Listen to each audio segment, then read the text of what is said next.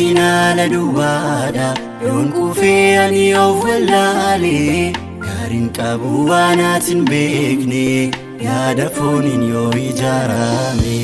maqaa kee qofti yoon bareecha gaatamaan sitti yoo waamame suuraa ayyaana kee mul'ata mudaan yoo hunduu golgame gammachuu biyya lafaa namaaf kennurraa ifata kee caalaa ufattee garaan jabaattu naaf qabdaa yaadaara nagaan kee amansiisaadha haalotaan hin jijjiiramu hoyatii namaaf qabaattu hangisaa hin tilmaamamu gaariyaanoo qullaa hin ta'u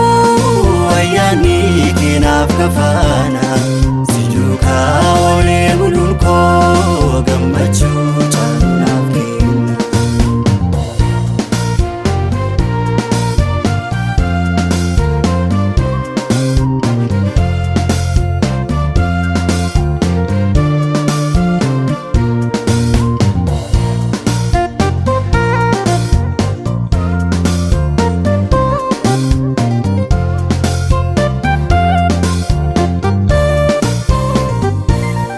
Camni koo fayyuu dadhabee foonni koo yemmuu bullaa'e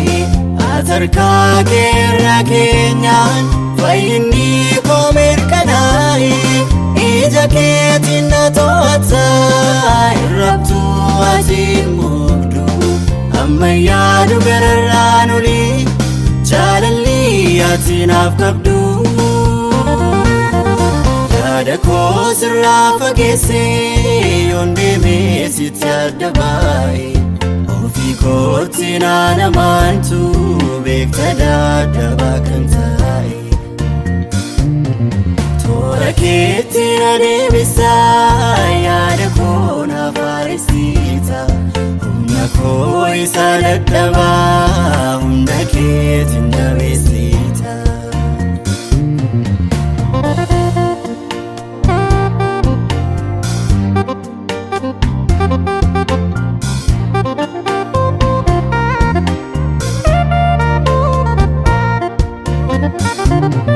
Wanti jireenya miidhatu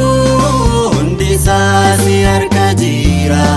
maddi gammachuuf boqonnaa gaaddisa mana keetiidha jireenya ofiisiif kennanii eebbadaanu ammarraatu nama kabajaa ta'anii